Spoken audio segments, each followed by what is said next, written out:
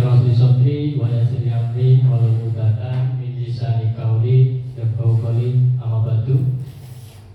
Yang saya hormati Bapak Ibu Kepala Sekolah SDN Negeri 01 Beluk. Yang saya hormati Bapak Ibu Guru SDN Negeri 01 Beluk. Pertama-tama marilah kita ucapkan puji syukur kepada Allah Subhanahu wa taala yang mana pada hari ini kita masih diberikan kesehatan, nikmat sehat yang tiada tara, bisa berkumpul di acara diseminasi budaya positif di SD Negeri 01 Beluk, termasuk tugas saya sebagai calon guru penggerak angkatan 10 aksi nyata modul 1.4. Salawat serta salam tidak lupa kita aturkan kepada Nabi Muhammad SAW yang kita nantikan sahabatnya nanti di yaumul akhir. Amin amin ya rabbal alamin.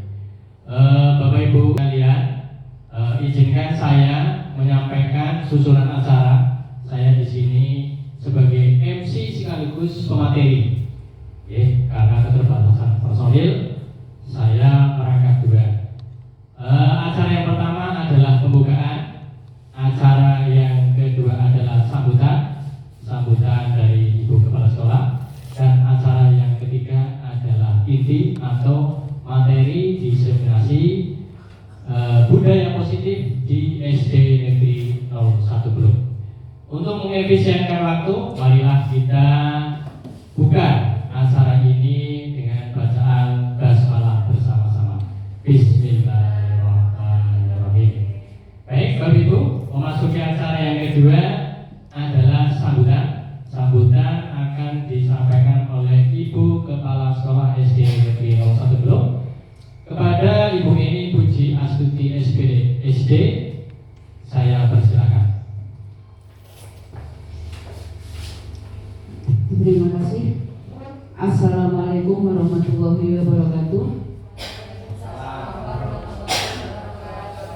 Alhamdulillah, bersyukurillah, wa nikmatillah, la haula wa la quwwata illa billah.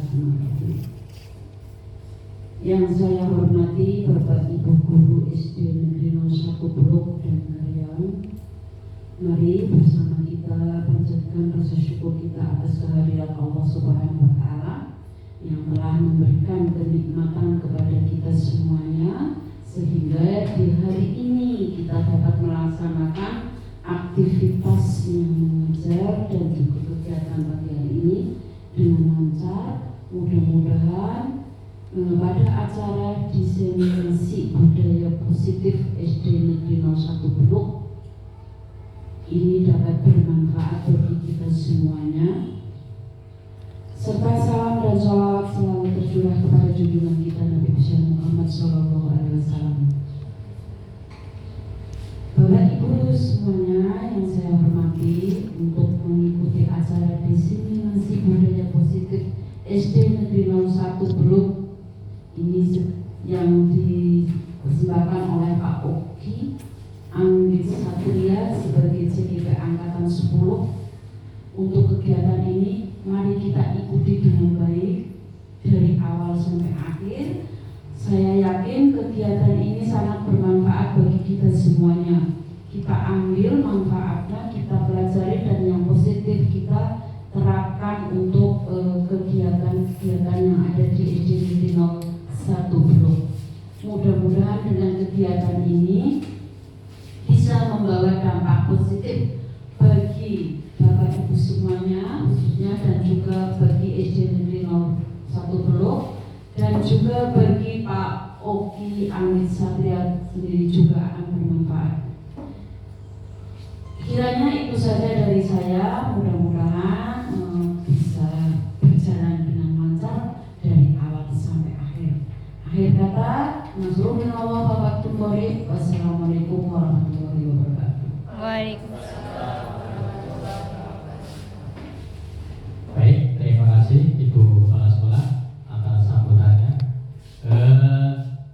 Acara selanjutnya yaitu materi diseminasi budaya positif SD Negeri 01 Beluk. Untuk menyemangati Bapak Ibu penyebaran pemahaman dan penerapan budaya positif,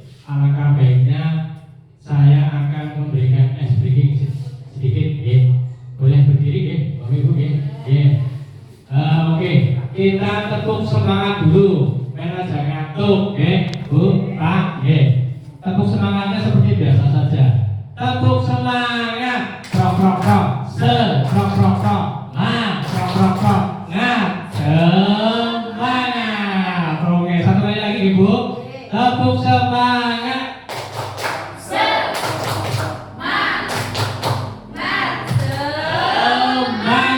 Oke, terima kasih Bapak Ibu.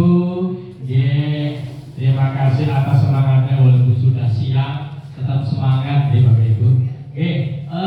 Terkait hal ini, Ibu sekolah boleh di depan, boleh bergabung, terserah Bapak Ibu.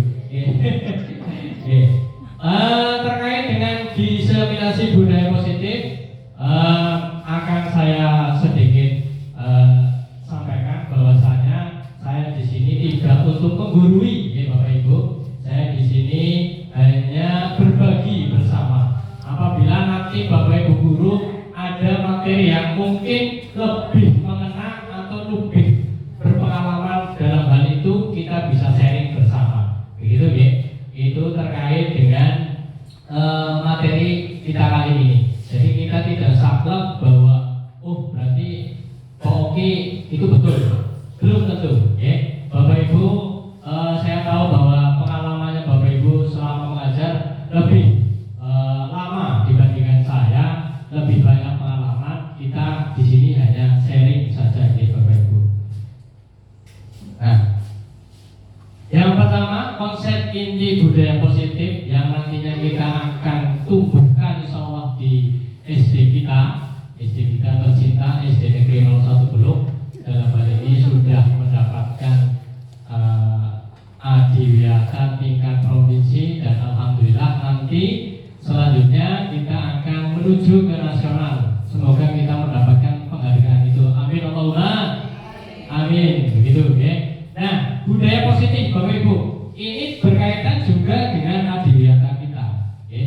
Adiwiyata kita ini masuk Bapak Ibu ternyata. Ketika saya iriskan materinya, ternyata sama. Jadi setiap CGP berkewajiban untuk menyebarluaskan ilmu yang telah didapat dari satu modul sudah selesai, harus disebarluaskan Bapak Ibu. Konsep budaya positif, Amputan tenang mawon, kurung boten bakalan menanyakan ke Bapak Ibu disiplin itu apa, bisa enggak seperti itu, kita bareng-bareng begitu. Konsep inti budaya positif nanti kita akan berbagi bersama. Ada 8 poin Bapak Ibu, 8 poin, kurang lebih 1 jam. Ada 8 poin yang kita akan sampaikan. Yang pertama, perubahan paradigma belajar. Kedua, disiplin positif. 3, nilai-nilai kebajikan. 4, kebutuhan dasar manusia. 5, motivasi perilaku manusia. 6, posisi kontrol guru. Hati-hati posisi kontrol. 7, keyakinan kelas. 8, segitiga restitusi. Ada beberapa poin ini dari 1 sampai 8 itu berkesinambungan Bapak Ibu. Perubahan paradigma berkesinambungan dengan disiplin positif. Begitupun dengan nilai-nilai kebajikan dan seterusnya. Begitu. Nah, langsung masuk ke poin yang pertama, pembelajaran dengan paradigma baru. Kita tahu bahwa kurikulum semakin kesini berubah mengikuti perkembangan zaman, Bapak Ibu. Dan mungkin Bapak Ibu juga sudah pernah mendengar atau mengetahui, mungkin lebih paham, lebih tahu daripada saya. Karena alhamdulillah di SD Negeri 01 Beluk ini guru-gurunya sudah mendapatkan tingkat IKM semua, Bapak Ibu. Nah, terkait dengan perubahan pembelajaran berdiferensiasi, saya yakin Bapak Ibu paham.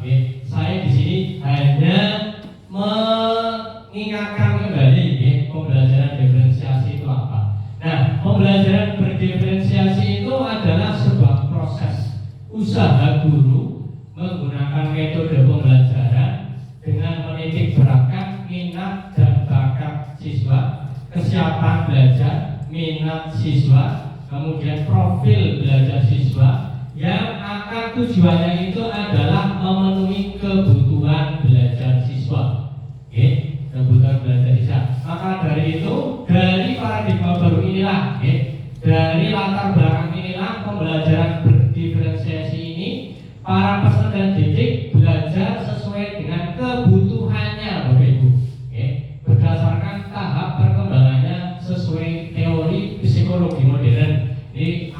teorinya sebelumnya itu harus disampaikan teori psikologi modern, tidak usah.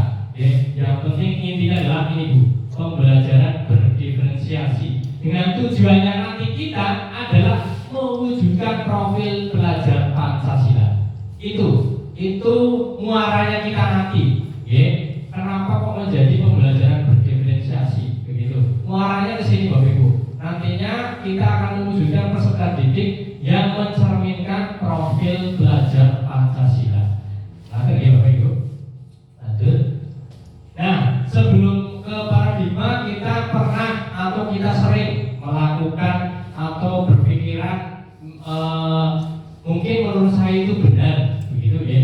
Mungkin menurut pemikiran saya itu betul sesuai dengan kaidah, dan ternyata ini Bapak Ibu, mohon maaf saya tidak mencantumkan dari siapanya, ini dari William Glasser. William Glasser itu menyimpulkan membuat sebuah teori konsep. Teori konsepnya itu miskonsepsinya seperti ini Bapak Ibu. Jadi si William Glasser, terkadang kita berpikiran bahwa guru itu dapat mengontrol murid. Itu ternyata menurut si William Glasser, ya saya juga tidak tahu wajahnya seperti apa. Ya itu menurut William Glasser, teori kontrol itu tidak seperti itu. Ini miskonsepsi dengan apa yang dia sarankan begitu. Ilusi guru mengontrol murid itu ternyata hanya ilusi. Katanya si William ini bahwa kita itu tidak bisa mengontrol murid. Yang bisa mengontrol murid itu ya dirinya sendiri. Begitu ya. Yang mengontrol murid itu dirinya sendiri. Contoh loh, biasanya kan koki nganu kuar-kuar orang guru, kuar-kuar orang muridnya manut. Dia itu hanya mengizinkan dirinya itu dikontrol oleh gurunya, oleh saya. Begitu. Kalau tidak diizinkan pasti dia akan tidak melakukan. Berontak. Contoh, ayo pada nyapu misalkan. Pikiran kita kan bakal manut kontrolnya gelem. Ternyata tidak, menurut si William itu mereka itu hanya mengizinkan dikontrol oleh gurunya. Begitu. Itu miskonsepsi yang sering kita lakukan begitu ya. Ini saya juga baru tahu, ternyata begitu ya. Nah, selanjutnya ilusi bahwa semua penguatan positif efektif dan bermanfaat. Penguatan positif di sini adalah bujukan Bapak Ibu, ya. Bujukan dibujuk, ayo rayuan, ayo pada Nah, ternyata ini juga sebuah ilusi katanya si William ini. Padahal ternyata kadang kita melakukan di Bapak Ibu, wah, biasanya penguatan atau bujukan seperti itu tuh anak akan ikut begitu. Ternyata ini hanya sebuah ilusi. Karena apa tadi yang awal ini yang mengontrol diri kita adalah hanya diri kita sendiri. Begitu. Ada sendiri Bu Sutri, ya. Bu Sutri, saya boleh minta kacamatanya enggak? Kalau Bu Sutri itu bilang tidak boleh, nah berarti kan kita tidak bisa mengontrol. Kecuali ampunten tanda petik dihipnotis ya. Aliho duit brol. Nah, kecuali itu di luar pembahasan ya. Kalau itu saya nalarnya sudah jauh begitu. Ini terkait dengan cara kontrol. Selanjutnya ilusi bahwa kritik dan membuat rasa bersalah mampu menguatkan karakter. Mohon maaf, memang kadang saya bercermin dengan diri saya sendiri. Mungkin Bapak Ibu memang guru yang diidamkan diagung-agungkan oleh murid-muridnya. Kalau saya mungkin agak beda gitu ya. Nah, ini ya hitam putih membuat rasa bersalah. Ini kadang kita berbicara dengan murid seperti ini. Nah, kalau ini ya melakukan seperti ini, apakah nantinya tidak untung atau tidak rugi? Kamunya nanti tidak naik kelas dan sebagainya. Nah, ini ternyata kalau menurut si William itu tidak sebuah ilusi, hanya sebuah ilusi Bapak Ibu. Nah, terkadang malah jadinya si anak menjadi identitas yang gagal. Oh, berarti yang salah. Berarti melakukan hal-hal seperti itu saya salah. Kalau anaknya memang tegar ya, motivasi intrinsiknya tinggi. Kalau motivasi intrinsiknya rendah, dia bisa murung atau mungkin tidak masuk ke kelas begitu. Mungkin takut ataukah saya dibilangin sama Bapak Ibu guru seperti itu, saya nggak berangkat sekolah lagi lah. Makanya kita bersama-sama di Bapak Ibu merubah hal seperti itu. Biasanya kalau membuat rasa bersalah itu nadanya nggak seperti saya. Kalau saya itu nadanya nada tinggi, nada membuat bersalah itu malah kadang halus, ya, tapi sakit. Nah, gitu itu membuat rasa bersalah. Nah, itu kita lingkupnya ke murid karena budaya positif di SD. Kemudian ilusi bahwa orang dewasa berhak memaksa. Ini juga sama. Menurut si William itu hanya ilusi. Jadi si kita kadang, saya juga dulu pernah mendoktrin adik saya. Sinau. Kalau sudah nggak belajar itu, karena kita merasa mempunyai tanggung jawab, gitu mempunyai tanggung jawab. Adik saya itu harus berhasil. Karena seperti itu sama. Jadi ternyata menurut si William itu memaksakan kehendak kepada yang umurnya di bawah kita itu akan menjadikan hubungan atau rasa dendam atau mungkin bahkan perpecahan, permusuhan itu bisa jadi karena paksaan, dipaksa mengkudu. Kadang seperti itu. Mungkin dari kita berpikiran, saya memberikan saran ke adik bagus, belum tentu adik saya menerima. Kadang menurut kita baik, menurut orang lain tidak, dan sebaliknya. Begitu ya Bapak Ibu. Lanjut. Nah, ini ada sebuah tabel di mana paradigma stimulus respon itu yang sering kita gunakan itu. Ya mungkin Bapak Ibu juga termasuk saya itu melakukan kebiasaan dengan teori ini, stimulus respon. Nah, diharapkan nantinya kita merubah paradigmanya menuju ke teori kontrol. Gitu. Mungkin dari Bapak Ibu guru yang di sini sudah melakukan begitu, tapi tidak sadar itu adalah teori kontrol. Begitu. Ini kebiasaan kita, kebutuhan kita. Ini kalau isi mungkin tidak terlalu menonjol sekali bahwa kebutuhan kita sama. Itu menurut teori stimulus respon. Menurut teori kontrol, kebutuhan kita berbeda. Sudah pasti masuk logika sudah Pak, beda lah begitu kebutuhannya saya dan kebutuhannya Pak Galuh sudah pasti beda. Saya nggak beli ban mobil, Pak Galuh beli ban mobil kan sudah beda. Ini kita masuk semua orang yang melihat hal yang sama.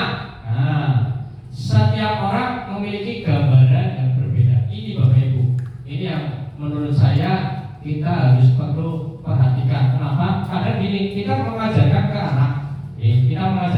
Mungkin saya pun seperti itu. Menurut saya, apa yang saya jelaskan ke anak itu mereka menangkapnya sama begitu, sama seperti kita. Ternyata berbeda, Bapak Ibu.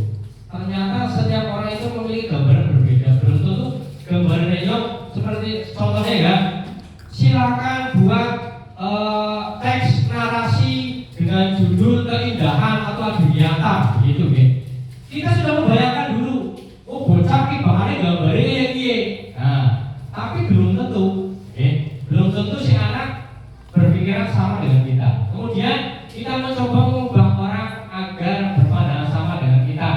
Ini yang sering kita lakukan. Nah, menurut teori kontrolnya tidak seperti itu Bapak Ibu. Kita berusaha memahami pandangan orang lain tentang dunia. Kalau yang ketiga ini kita laksanakan bersama di SD Negeri 01 belum, insya Allah jiwa toleransinya tinggi sekali.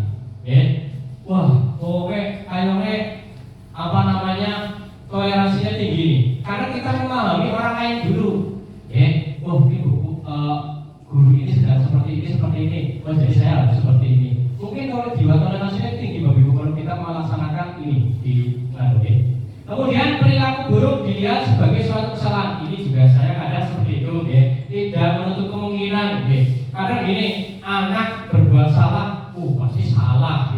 Anak berbuat buruk, anak yang kurang baik, gitu.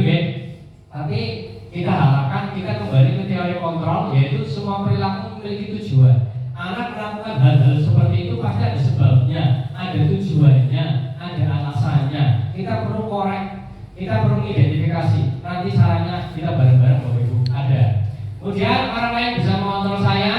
Nah, tadi sudah saya jelaskan. Hanya Anda atau jenengan yang bisa mengontrol diri sendiri. Saya bisa mengontrol orang lain sama, Anda tidak bisa mengontrol orang lain. Pemaksaan ada pada saat bujukan gagal. Ini biasanya kalau Bapak Ibu guru, mungkin saya juga semisalkan bujukan gagal, nggak boleh paksaan, ayo kudu. Itu, tapi diharapkan nanti kita berubah seperti itu.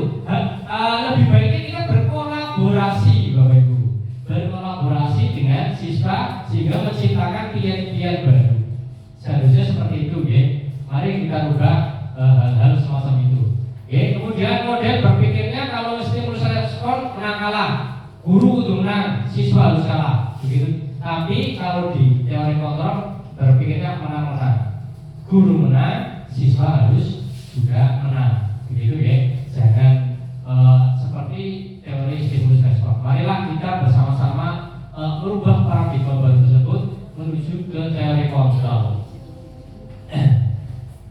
Nah, selanjutnya adalah disiplin positif, Bapak Ibu. Disiplin positif. Saya tidak bakalan bertanya, apa itu disiplin positif? Bukan.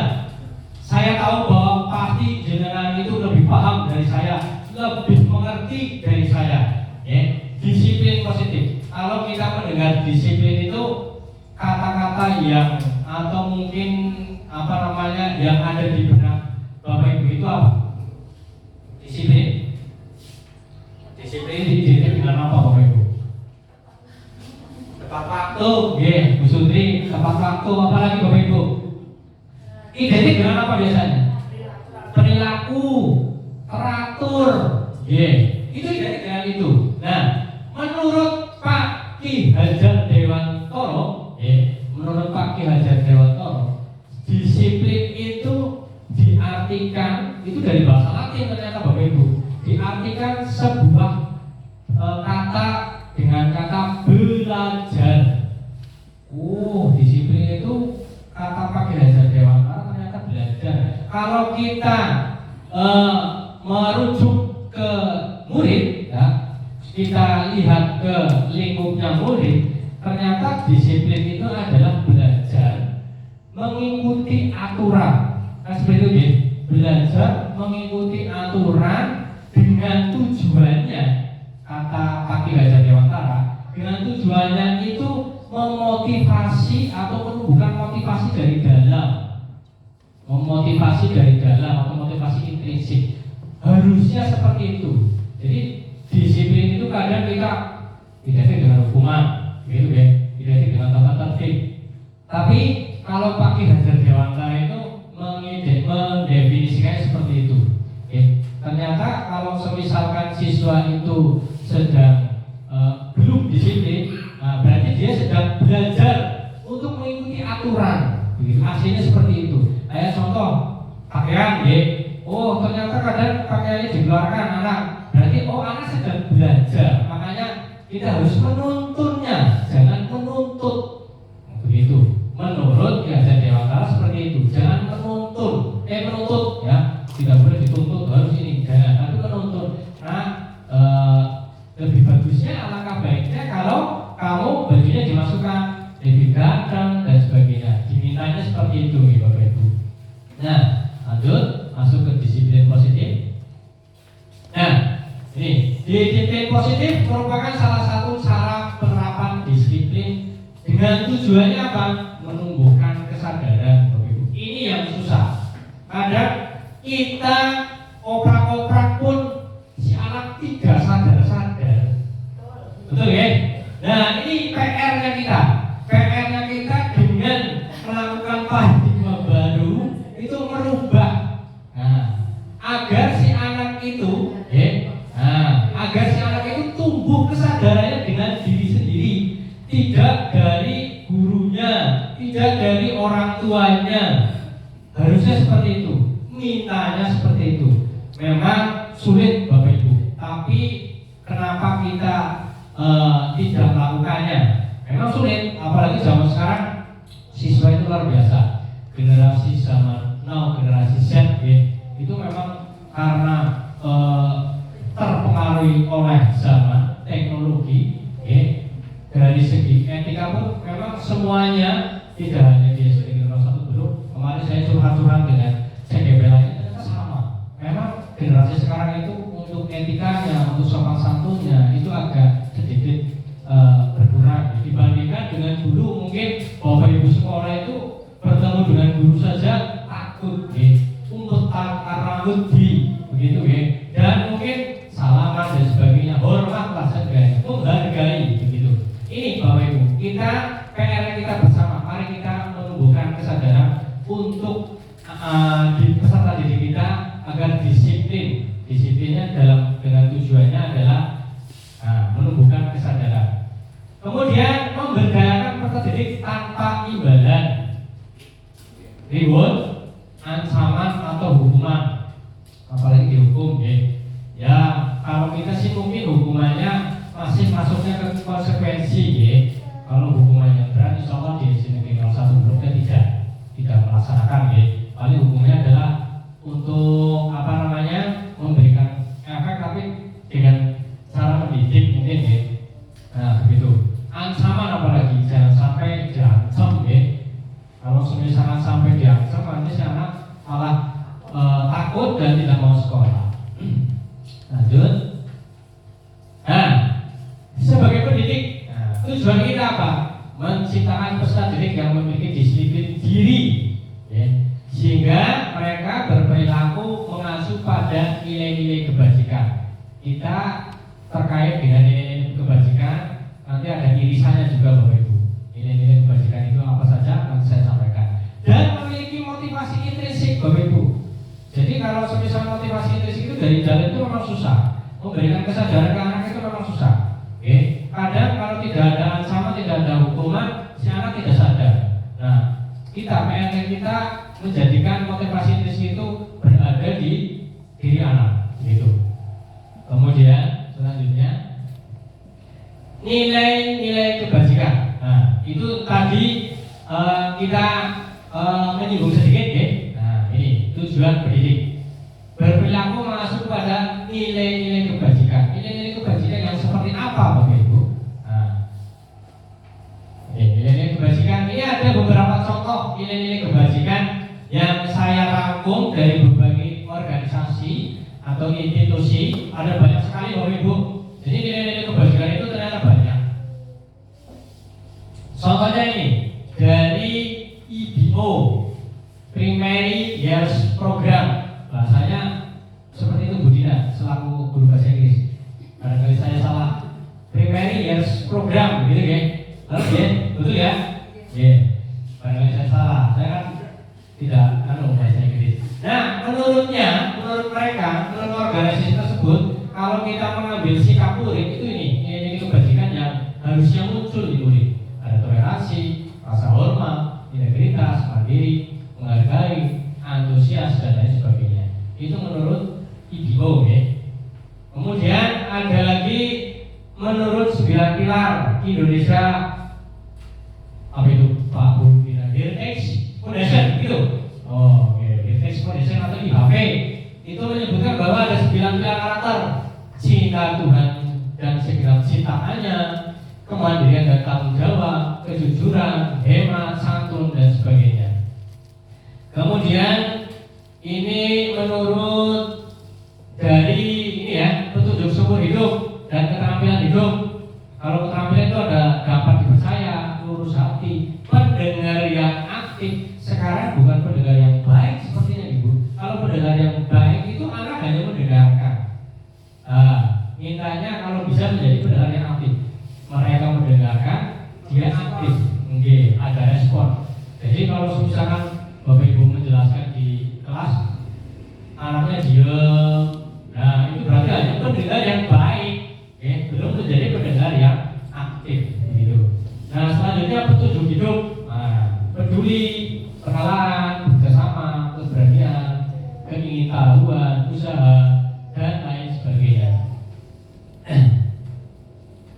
Nah ini dari bullying moral intelligence menurut Michel Bourba, ada 7: empati, suara hati, kontrol diri, rasa hormat, kebajikan, toleransi, keadilan. Terus ada lagi ini dari The Virtus Project bahasa Project. Nah, itu ada peduli, rajin, integritas, rasa hormat, keterus-terangan, keberanian, kebahagiaan, tanggung jawab dan lain sebagainya. Bapak Ibu sekalian, itu adalah salah satu nilai-nilai kebajikan yang disepakati oleh organisasi atau institusi-institusi yang ada di Indonesia dan di luar negeri. Nah, dari berbagai nilai-nilai kebajikan itu, Bapak Ibu, banyak sekali ya nilai-nilai kebajikan loh. Kita harus yang bagaimana, Bapak Ibu? Ini, Bapak Ibu. Nah, ini yang akan kita gunakan. Nilai-nilai kebajikan profil pelajar Pancasila lah yang akan kita wujudkan bersama. Begitu. Nilai-nilai kebajikan profil pelajar Pancasila ada beriman, bertawakal, beraturan yang Maha Esa, berkebinekaan global, bergotong royong, kreatif, benaran kritis, mandiri. Kalau konteksnya di pendidikan ini, Bapak Ibu, ya, yang harus nantinya nilai-nilai kebajikan itu muncul, ya, berada di murid kita saat ini. Untuk profil pelajar Pancasila masih hafal ya, lagu ini masih hafal Pak Gali? Pak Gali? Lupa. Bu Sutri masih ya? Oke, Bu Sutri mohon di oh jangan sendiri ya, dibantu oleh Bu Maya kamu dengan oke. Bu Dina bisa, Bu Dina. Oke, kita bareng-bareng saja ya. Nanti ya. Ini profil pelajar Pancasila yang kita dapatkan ketika IKM ya. Iya, kita itu biasanya nyanyi belajar Pancasila, beriman dan bertakwa pada Tuhan Yang Esa dan berakhlak mulia, berkebinekaan global, gotong royong mandiri, kreatif dan benaran kritis. Dangdut, Bapak Ibu. Itu dangdut. Tapi kalau biasanya sih tegas ya, gitu. Boleh berdiri Bapak Ibu, kita SBK sebentar bernyanyi profil pelajar Pancasila. Bu Kepala Sekolah, mohon izin ya. Kita sambil gerakannya paham ya Bapak Ibu ya? Nah, belum Bapak. Oke. Profil belajar Pancasila, beriman dan bertakwa pada Tuhan Yang Esa dan berakhlak mulia, berkebinekaan global, gotong royong mandiri, kreatif dan benalar kritis. Nah, bisa Ibu? Benar yuk, kaku. Yuk, ayo, oke deh. Oke, kita satu kali lagi dengan gerakan dengan yang semangat. Suaranya kok hanya suaranya Bu Sutri ya. Oke. 3, 2, 1. Belajar Pancasila, beriman dan bertakwa pada Tuhan Yang Esa dan berakhlak mulia, berkebinekaan global, gotong royong mandiri, kreatif dan benalar kritis. Bisa ya Bapak Ibu ya? Semoga nanti kita mendapatkan juara paduan suara tingkat desa. Gini ya. Ini harusnya mohon izin untuk Ibu Kepala Sekolah selaku Ketua Gugus, kalau bisa ini buat lomba itu. Buat lomba paduan suara profil pelajar Pancasila. Nah, itu ya Bapak Ibu ya. Ada 6 dimensi profil pelajar Pancasila. Ada 6 dimensi. Ini Bapak Ibu, nilai-nilai kebajikan yang akan kita cerminkan ke anak didik kita. Gitu ya. Lanjut. Lanjut kebutuhan dasar. Menurut saya ini materi yang menurut saya sangat diperlukan dalam mengidentifikasi anak-anak yang berperilaku kurang baik. Ini kemarin saya belajar dari modul 1 itu, ternyata kalau seorang guru bisa mengidentifikasi kebutuhan dasarnya murid, itu mungkin dia itu bisa melakukan action atau melakukan tindakan yang tepat. Nah, kebutuhan dasarnya seperti apa? Kita lihat Bapak Ibu. Ini pengertiannya ya. Pengertiannya adalah segala sesuatu yang kita lakukan untuk mendapatkan apa yang kita inginkan, itu pasti. Kebutuhan dasar yang kita inginkan, yang harus kita penuhi, begitu. Kemudian seluruh tindakan yang kita lakukan memiliki tujuan pastinya. Kalau tidak punya tujuan itu berarti dia bukan kebutuhan kita. Dan semua usaha terbaik yang kita lakukan adalah dalam rangka agar kebutuhan dasar kita terpenuhi dengan baik. Itu adalah pengertian dari kebutuhan dasar. Nah, ada 5 kebutuhan dasar Bapak Ibu yang harus atau mungkin wajib kita sebagai seorang pendidik tahu dan paham. Kalau ini dilaksanakan, kalau kita melakukannya, insya Allah budaya positif di SD Negeri 01 yang sudah berjalan baik akan menjadi lebih baik lagi. Nah, ini Bapak Ibu. 1, bertahan hidup. 2, kasih sayang dan rasa diterima. 3, penguasaan. 4, kebebasan. 5, kesenangan. Nah, Bapak Ibu, lihat untuk poin yang pertama, bertahan hidup. Bertahan hidup itu identik dengan kebutuhan dasar manusia terkait dengan makan, minum, rasa aman. Nah, itu Bapak Ibu. Makan, minum, rasa aman. Kemudian kebutuhan biologis. Kalau orang dewasa itu termasuk bertahan hidup. Makanya kalau misalkan suami atau istrinya dudem, baik ya berarti kebutuhan bertahan hidupnya belum terpenuhi. Dudem, baik kan apa? Kebutuhan biologis itu termasuk bertahan hidup. Mungkin kalau tidak dikasih mati Bapak Ibu. Itu makanya Pak Gali selalu dan senantiasa sampai minggu itu pasti 3 kali sehari.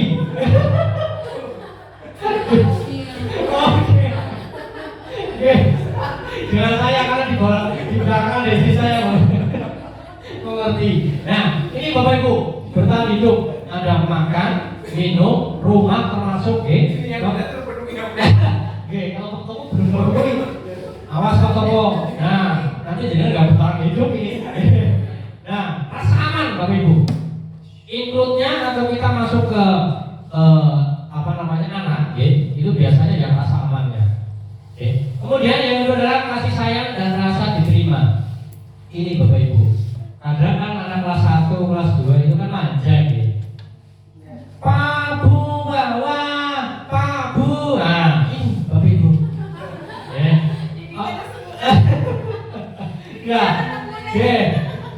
Ya sering kelas 1 ke kantor, Bu masuk. Nah, Bu pulang.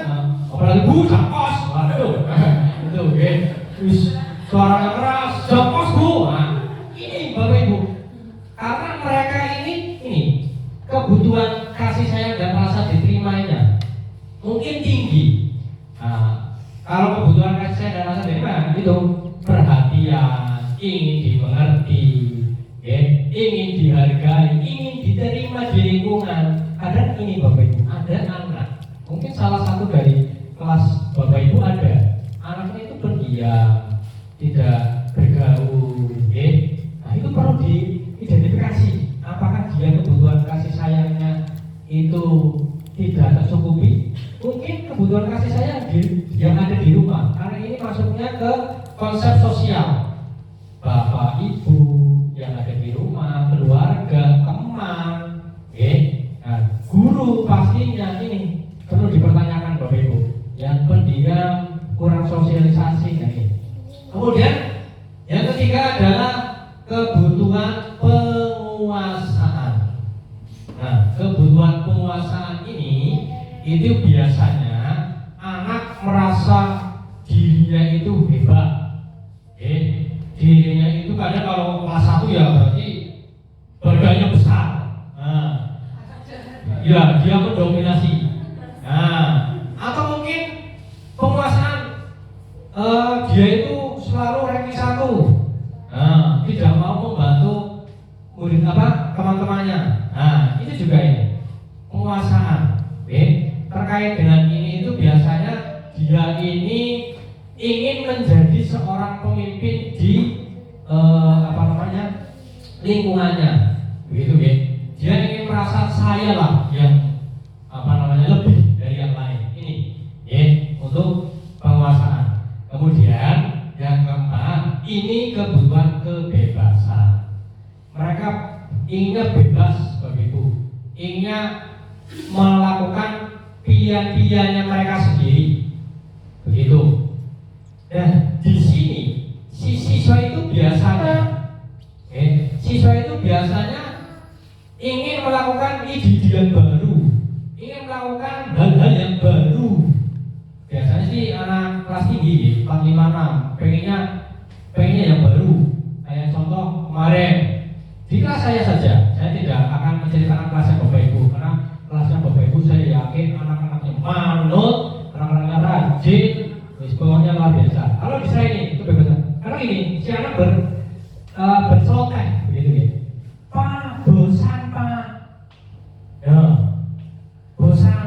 Jangan di kelas terus. Nah, misalkan ada yang berceloteh seperti itu. Nah ini Bapak Ibu, karena kebutuhan kebebasan mereka kurang terpenuhnya di situ.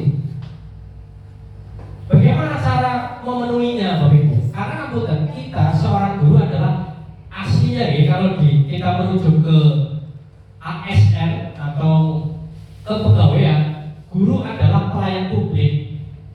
Terus Bu ini pelayan publik. Jadi kita melayani bukan publik.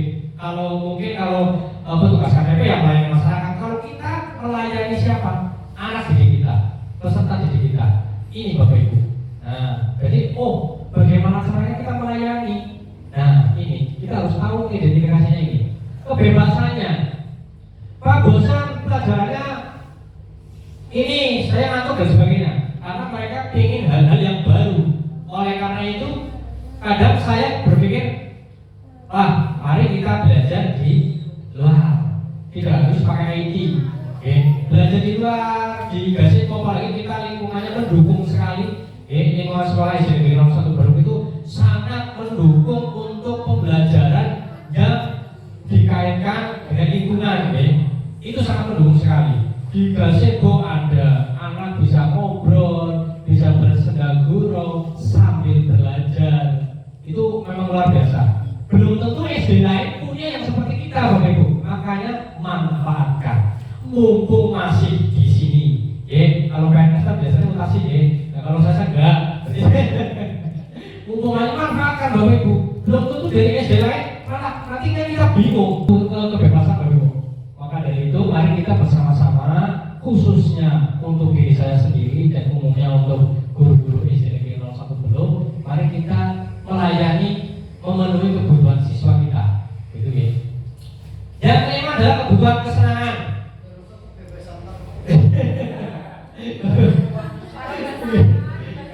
Makanya diselingi tidak harus semuanya itu dipenuhi Bapak Ibu.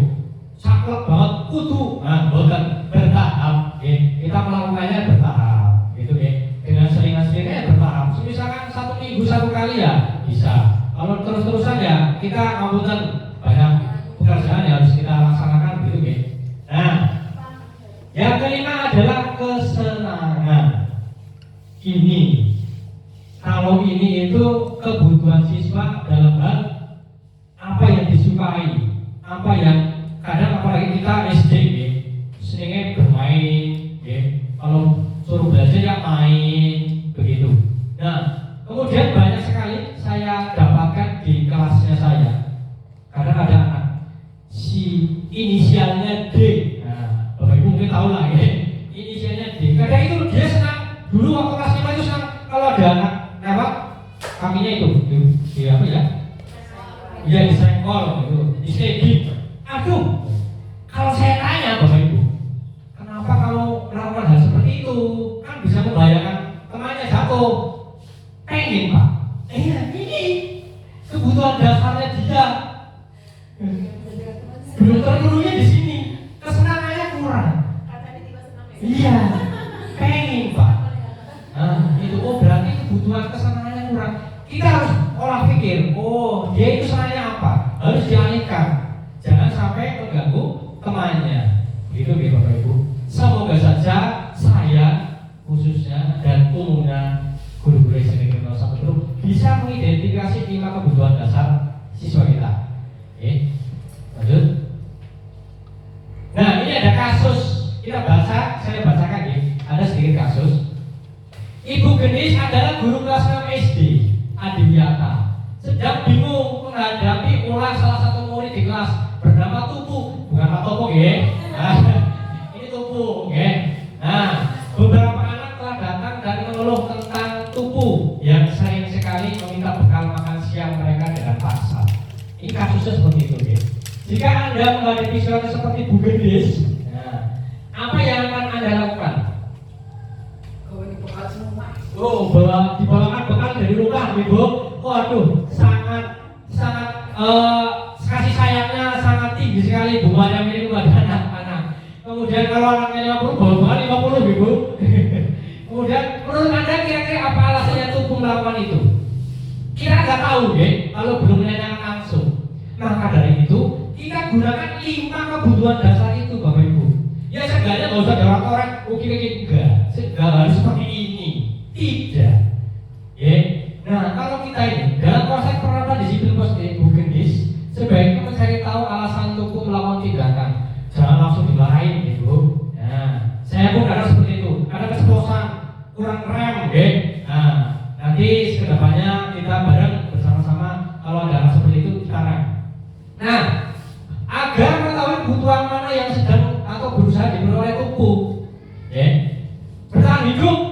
Kita identifikasi apakah si Tupu lapar dan orang tuanya tidak membawakan bekal makan siang, tanyakan kepada anak. Barangkali kebutuhan bertahan hidupnya kurang.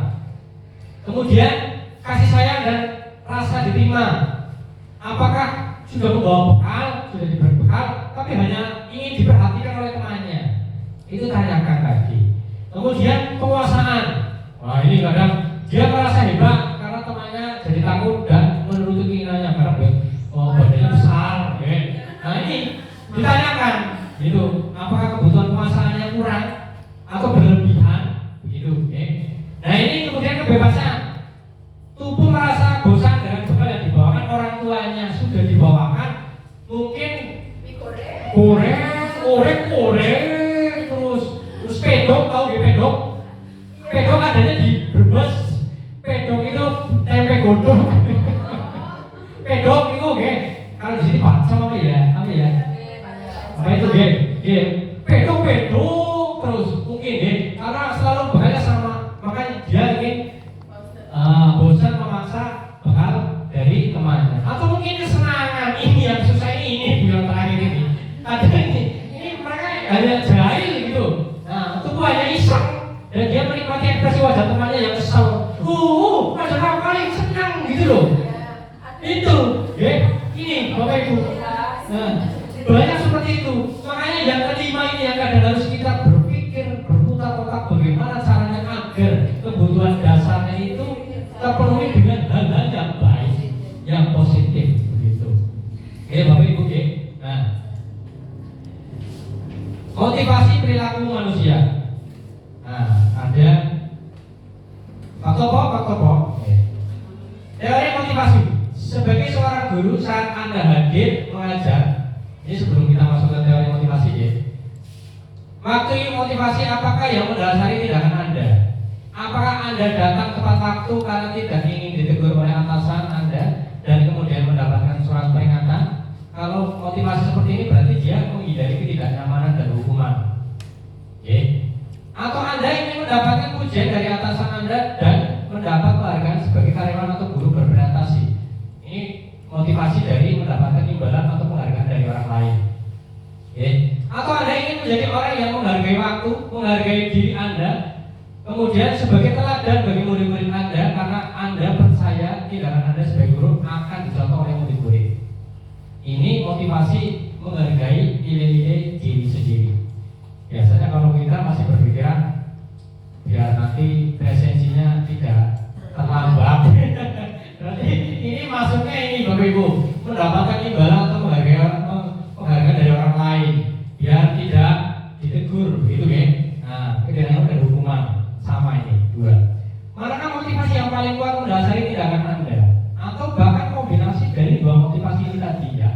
atau bahkan ketiganya. Wah, kalau saya ketiga-tiganya lah sepertinya takut terlambat, ya takut ditegur, dan juga ingin mencontohkan misalkan. Mungkin dari diri kita sendiri ada tiga ini. Nah kemudian ya dari kedua yang tadi saya jelaskan ada motivasi intrinsik dan ekstrinsik. Kalau motivasi intrinsik itu dari dalam. Kalau X namanya dari X, Bapak Ibu sudah tahu lah. X itu dari luar. Kalau dari dalam itu untuk menjadi orang yang mereka inginkan dan menghargai diri sendiri dan ini yang mereka percaya. Jadi dari dalam diri agar anak didik kita mencontohkan kita tidak terlambat. Ini berarti sudah masuk motivasi intrinsik, motivasi dari dalam diri Bapak Ibu sekalian. Nah, kalau motivasi intrinsik itu dari luar, dari untuk menghindari ketidaknyamanan atau hukuman, untuk mendapatkan imbalan atau penghargaan dari orang lain, begitu. Lanjut. Nah ini, IFA kurang hukuman dan konsekuensi. IFA kurang menguasai pembelajaran matematika, sehingga pada saat pelajaran tersebut ini kasus yang kedua, dia lebih banyak berdiam diri atau menggambar di buku pelajarannya. Pada saat guru matematika Pak Seno menanyakan pertanyaan IFA menjadi gugup dan tak sengaja menjatuhkan tasnya dari kursi, serta tiba-tiba menjadi gagap pada saat berupaya menjawab. Seluruh kelas pun tertawa melihat perilaku IFA yang berbicara tergagap dan terkejut. Pak Seno pada saat itu membiarkan teman-teman IFA menertawakan IFA yang tergagap dan malu luar biasa, dan malahan minta IFA untuk maju ke depan dan berdiri di depan kelas sambil menunjuk hidungnya karena tidak bisa menjawab pertanyaan Pak Seno. Kelas makin gaduh dan anak-anak pun tertawa melihat IFA di depan kelas memegang ujung hidungnya. Pertanyaannya Bapak Ibu, apakah Anda setuju dengan tindakannya Pak Seno terhadap IFA, Bapak Ibu? Halo? Tidak ya? Si tidak Bu Dina, dong yang lain setuju berarti? Tidak ya? Iya, tidak.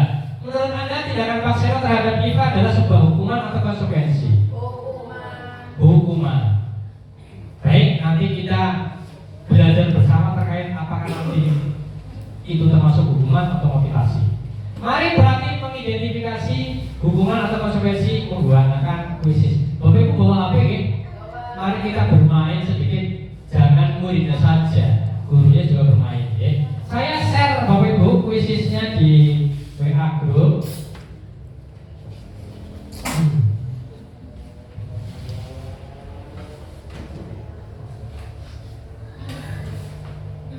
Semoga saja tidak terkendala di.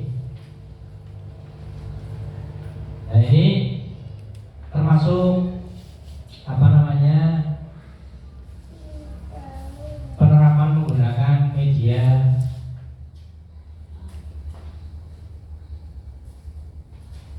teknologi informatika. Mungkin Bapak Ibu diklik saja, nanti secara motis nanti jangan masuk sini. Diklik saja, nanti secara otomatis masuk. Saya boleh ya?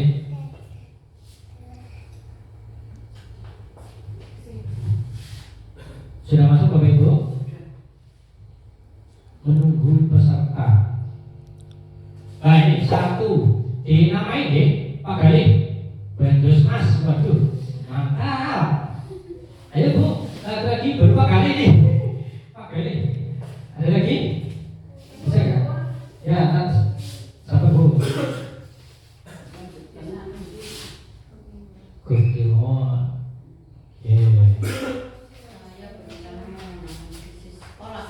Iya. Saya boleh coba. Lanjut ke Google saja. Kalau lanjut ke Google mawon ya. Benar, ke Google mawon main langsung. Sudah? Masuk? Terus sudah ada yang masuk. Budina Tazkiyah. Waduh, namanya double. Bu, ayo beberapa lagi. Ibu kepala sekarang boleh? Boleh.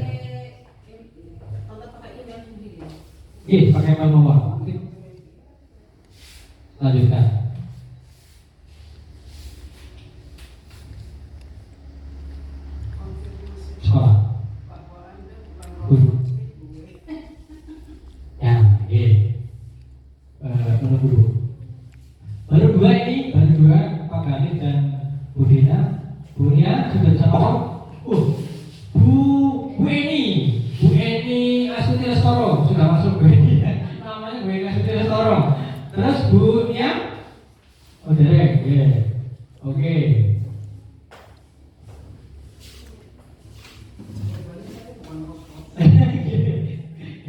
Kalau mohon, saya dapatnya nanti bareng-bareng Bu Sutri bisa Bu Sutri?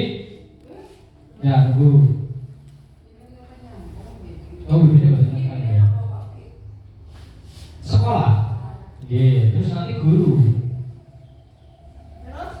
Sekolah guru, nanti secara otomatis menunggu. Iya, sekolah. Guru. Pilih guru.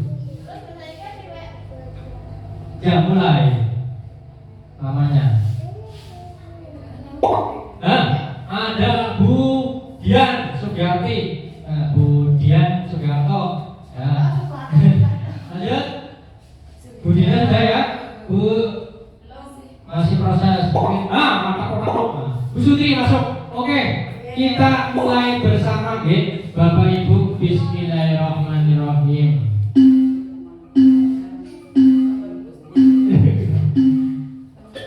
Ya, silakan Bapak Ibu belajar.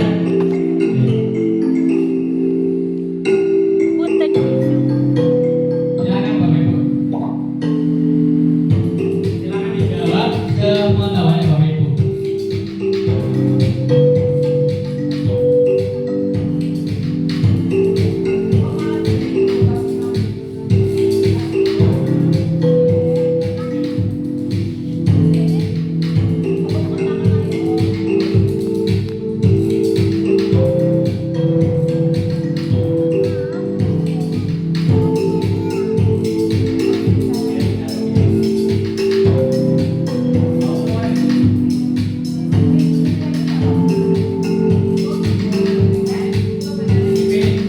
Silakan Bapak Ibu memilih, memilih apakah ini konsekuensi atau hukuman. Pak Gali sudah 2. Bu Dina masih bersalah merah itu. Oke. Tuh. Tidak ada.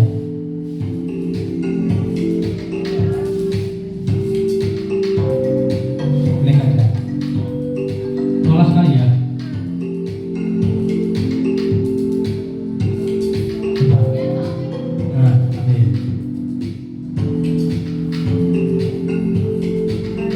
Kembali ke pertanyaan.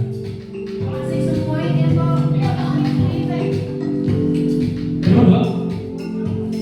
Iya, klik bawah.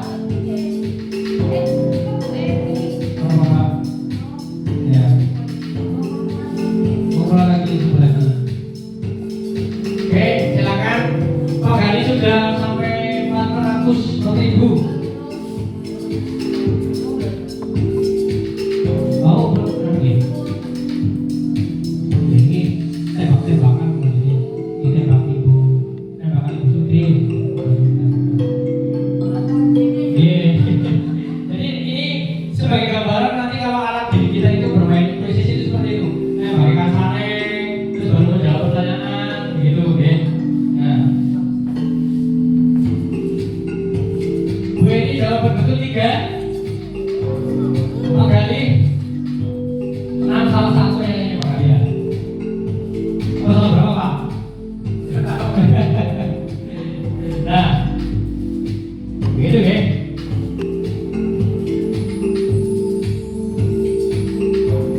Kalau yang betul itu sudah langsung terjawab yang hijau-hijau itu.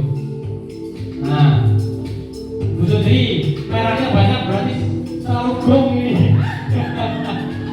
Bu Sutri merahnya banyak. Wah, Bu ini melesat dengan Pak Gali. Disusul oleh Bu Dina. Seperti itu Bapak Ibu, ini permainannya. Ya, sembari kita mengetahui ini hukuman atau konsekuensi begitu. Sudah ada yang selesai? Belum? Kayaknya soalnya banyak sekali itu. Berani hijau. Oh, berarti belum selesai Bu. Oke. Bu ini sudah selesai.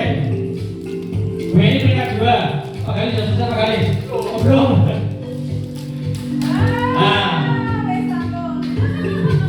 begitu ya Bapak Ibu ya. Itu terkait dengan hukuman dan konsekuensi, saya akhiri saja. Akhiri mawon nggih, kok senengan pramu-pramu. Nah,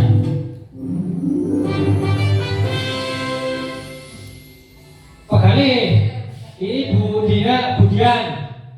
Bu ini bukan saya mau niku dari Lampung. Nggih. Dari Lampung niku Bu. Nah, begitu ya Bapak Ibu nggih. Itu terkait dengan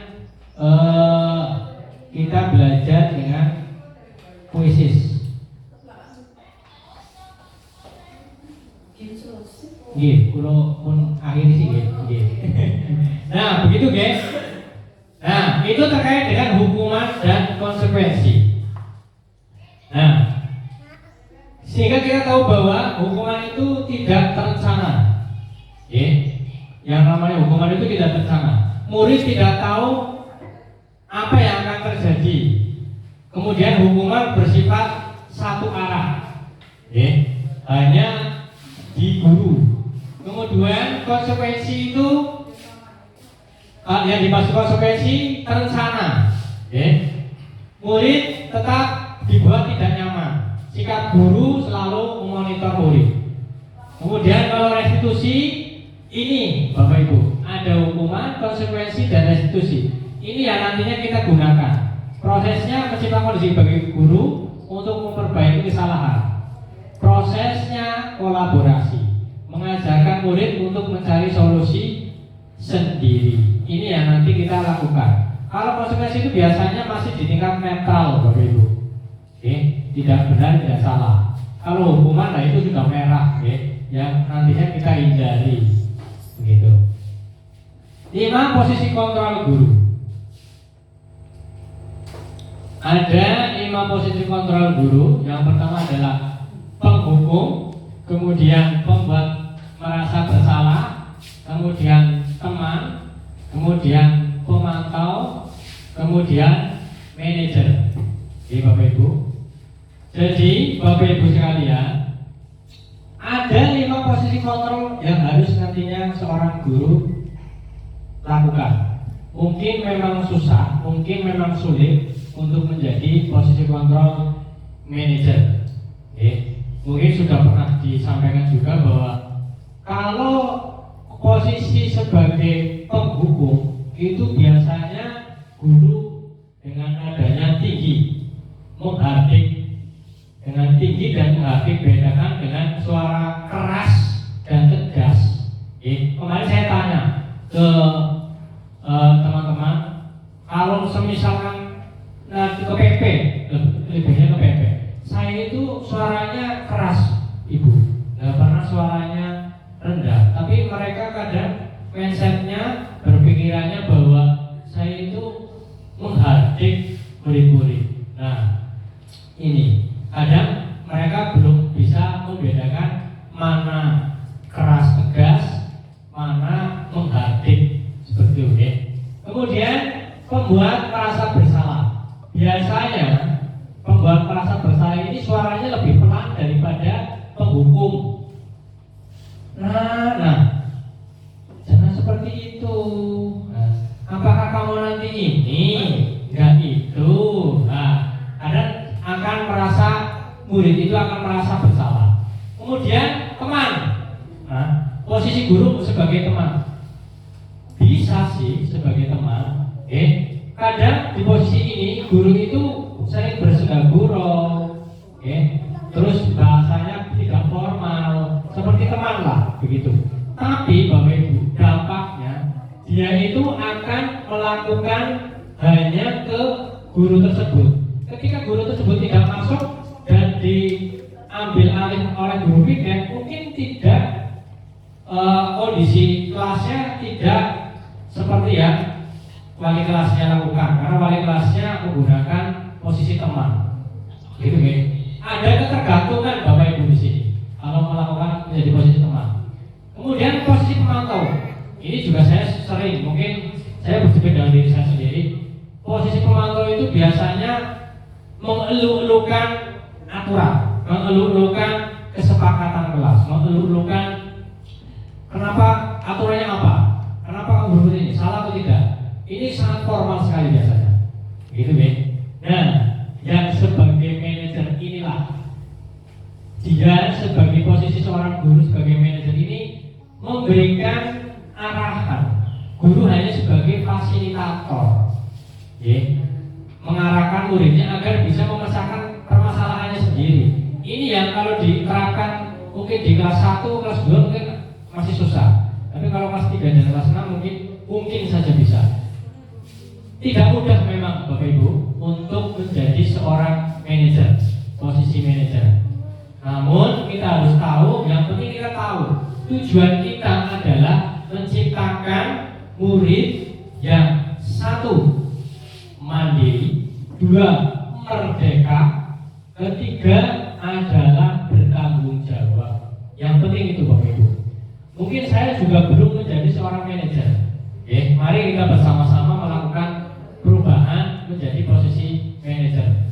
Setidaknya kita tahulah, oh posisi manajer seperti ini, posisi pemantau seperti ini. Sebenarnya kita tahu. Kemudian ini ada video, kita skip saja, karena sudah.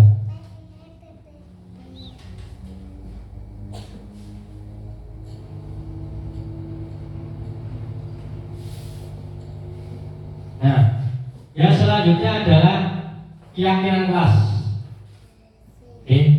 Ini kadang kita dulunya itu kan peraturan, sekarang menjadi keyakinan kelas. Bedanya itu ada Bu, nanti saya paparkan. Untuk keyakinan kelas, alhamdulillah kelas sekarang sudah membuat keyakinan kelas. Semoga saja kelas-kelas yang lain juga sudah, pastinya sudah. Saya yakin Bapak Ibu sudah. Keyakinan kelas adalah nilai-nilai kebajikan atau prinsip-prinsip yang universal yang disepakati bersama. Jadi tidak disepakati hanya untuk guru. Kalau aturan kan biasanya dibuat oleh guru yang melaksanakan murid. Kalau ini keyakinan kelas itu dilakukan bersama-sama, berkolaborasi dengan siswa. Begitu. Seseorang akan lebih bersemangat untuk menjalankan keyakinannya daripada hanya sekedar mengikuti peraturan. Inginnya seperti itu. Bedanya antara peraturan dan keyakinan kelas itu ini. Peraturan kelas selalu kembali, contohnya selalu kembalikan buku ke tempatnya. Itu peraturannya. Kalau keyakinan kelas kita buat tanggung jawab, begitu. Jadi di kelas kita tulis bertanggung jawab. Bertanggung jawab itu kan berarti luas, Ketika kita meminjam punya temannya, berarti harus dikembalikan. Begitu Bapak Ibu. Aslinya sama, cuma bedanya untuk keyakinan kelas itu menggunakan kata-kata yang universal, yang umum, begitu. Tidak langsung mengerucut. Dan ini disepakati bersama oleh murid. Jadi contoh kayak kelas kemarin, untuk membuat kondisi kelas kita nyaman, bagaimana? Apakah kita akan membuat kesepakatan? Ya boleh. Seperti apa? Kampanye seperti apa? Biasanya anak perempuan dulu. Pak, ini anak perempuan kadang laki-laki kadang usil. Nah, saya tulis saling menghargai. Berarti harus saling menghargai ya, tidak boleh usil. Ya Pak, setuju.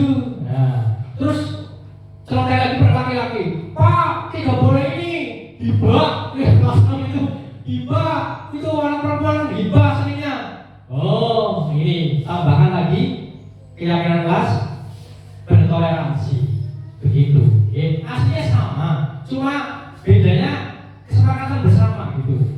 Jangan guru gitu. Walaupun kadang guru yang membuat, mereka yang melakukan gitu. Itu salah satu contoh begitu.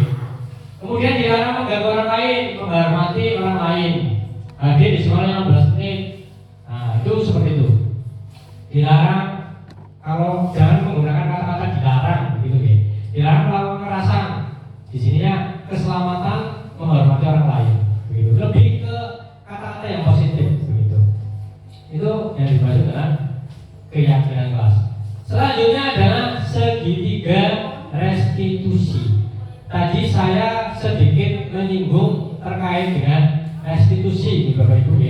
Nah ini kita akan saya akan mencoba menggambarkan bagaimana sih restitusi itu dilakukan di sekolah ini Bapak Ibu. Kalau semua guru melakukan restitusi mungkin luar biasa hebat. Ya. Saya pun kadang hanya di tahap, tidak semua tahap begitu. Dan mungkin Bapak Ibu sudah melaksanakan, tapi tidak tahu bahwa itu adalah institusi, begitu ya. Nah, ada 3 tahapan. Yang pertama menstabilkan identitas, kemudian yang kedua adalah validasi tindakan yang salah, dan yang terakhir adalah menanyakan keyakinan kelas. Kita bedah satu persatu. Menstabilkan identitas itu seperti apa? Nah, ini Bapak Ibu. Jadi kita bedah satu persatu menstabilkan identitas. Tidak ada manusia yang sempurna. Nah, saya juga pernah melakukan kesalahan seperti itu. Ini salah satu contoh pernyataan guru kepada siswa yang melakukan perbuatan salah begitu. Nah, ini menstabilkan identitas dulu. Kita tahu bahwa manusia itu tempatnya salah dan lupa, seperti itulah, ya. Diceramahi begitu. Apa kamu sedang menjadi teman yang baik buat dirimu sendiri? Nah, begitu. Kamu berhak merasa begitu, karena kadang dijahili dulu, ya, disebut nama orang tuanya, marah, nah ini, begitu, ya. Kemudian validasi tindakan yang salah. Di tahap ini artinya adalah menanyakan alasannya. Kenapa kamu melakukan hal seperti itu? Validasi tindakan yang salah, Bapak Ibu. Ini mungkin sering kita lakukan. Di tahap ini pasti saya yakin Bapak Ibu kalau misalkan ada murid yang melakukan kesalahan pasti ditanyain, karena apa? Kenapa seperti ini? Ini secara tidak langsung Bapak Ibu sudah melakukan sedikit restitusi dengan tahapan validasi tindakan yang salah. Yang terakhir ini menanyakan keyakinan kelas Bapak Ibu. Makanya sebelum melakukan sertifikat restitusi, alangkah baiknya kita membuat keyakinan kelas terlebih dahulu. Jadi nanti kita bisa kembalikan ke anak. Ketika anaknya membuat salah, tanyakan, menurut kamu keyakinan kelas apa yang sudah kamu langgar? Nah, terus apa solusinya? Begitu. Bapak Ibu, itu terkait dengan melakukan segitiga restitusi. Oke, ini contohnya Bapak Ibu. Ini untuk kegiatannya simulasi, tapi dia itu memang benar-benar tidak mengerjakan. Sudah makan jajan? Oke, alhamdulillah. Nah, Selma tahu tidak kenapa Selma kok dipanggil? Memang semua orang pernah merasa salah. Nah, ini menstabilkan identitas. Harusnya seperti itu ya Bapak Ibu. Ini simulasi. Saya yakin Bapak Ibu akan percaya. Nah, ini simulasi seperti itu. Menstabilkan identitas. Tidak mengerjakan PR. Ini paling saya tidak yang salah. Anak main HP, malam ya, sampai larut malam. Oke. Ini Bapak mau tanya, Selma masih ingat tidak kesepakatan kelas yang kita bersama? Ini menanyakan keyakinan kelas bersama-sama. Sesuai tidak dengan kesepakatan kelas yang sudah disepakati? Iya, kesepakatan kelas yang tidak sesuai kesepakatan kelas yang seperti apa? Iya, bertanggung jawab ya. Di sini Pak Oki tidak akan menghubungi Selma, tapi Pak Oki akan berusaha membantu Selma mencari solusi agar Selma itu menjadi orang yang lebih bertanggung jawab lagi. Kira-kira solusi apa yang harus saya lakukan?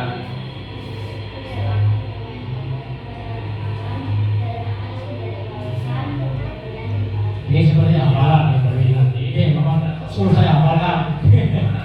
Seenggaknya seperti itu ya Bapak Ibu. Nanti PR-nya dikerjakan kembali. Oke, kasih apresiasi yang sangat tinggi. Jangan lupa dikasih apresiasi Bapak Ibu. Sudah bisa mencari solusi untuk tindakan Selma. Itu ya Selma ya. Terima kasih Selma. Nah, itu Bapak Ibu. Ini salah satu contoh melakukan segitiga restitusi. Mungkin dari kita sudah melakukan, tapi tidak tahu, oh itu namanya segitiga restitusi. Berarti dengan semuanya sudah melakukan budaya positif di SD Negeri 01 Belum. Begitu ya. Jadi intinya adalah kalau alhamdulillah di SD Negeri 01 Belum sih tidak ada berita bahwa guru menyakiti kemudian tidak jadi saya harapkan nantinya agar lebih baik lagi siswa kita melakukan budaya positif, gurunya pun melakukan budaya positif dengan tentunya mengidentifikasi kebutuhan-kebutuhan dasarnya, kemudian melakukan segitiga diskusi bersama. Intinya kita berkolaborasi bersama, Ibu. Memang susah, Bapak Ibu. Saya juga ikut CGP, jadi seperti ini. Oh, saya salah. Saya jujur kepada PP saya. Oh, berarti saya melakukan seperti ini salah, Ibu. Salah. Begitu. Harusnya seperti apa? Seperti ini. Oke. Memang di zaman sekarang kadang masih terpaut dengan hal-hal yang harus dikeraskan, begitu ya. Betul, saya juga merasakan kalau anak tidak dengan suara keras ya, bukan berarti keras itu dipukul, begitu ya. Itu mereka tidak manut atau tidak mengikuti apa yang kita lakukan. Tapi tidak menutup kemungkinan kita bisa melakukan hal itu, begitu Ibu. Terkait dengan diseminasi budaya positif, mungkin saya cukupkan. Itu saja yang dapat saya sampaikan. Semoga apa yang sudah saya sampaikan di diseminasi budaya positif di SD Negeri 01 Blok itu setidaknya menambah informasi. Saya tidak memuluk-muluk bahwa harus melakukan tidak. Saya juga masih belajar bagaimana cara merubah mindset saya menjadi guru yang kita atau sesuai dengan paradigma baru di pembelajaran atau kurikulum sekarang. Saya sendiri masih belajar seperti itu. Masih belajar agar nantinya saya menjadi guru yang mampu, satu, menjadi posisi manajer, kedua, mengidentifikasi kebutuhan murid. Begitu. Bapak Ibu, itu saja mungkin dari saya, semoga bermanfaat. Sekian dari topik saya. Wassalamualaikum warahmatullahi wabarakatuh. Boleh tepuk terima kasih Bapak Ibu.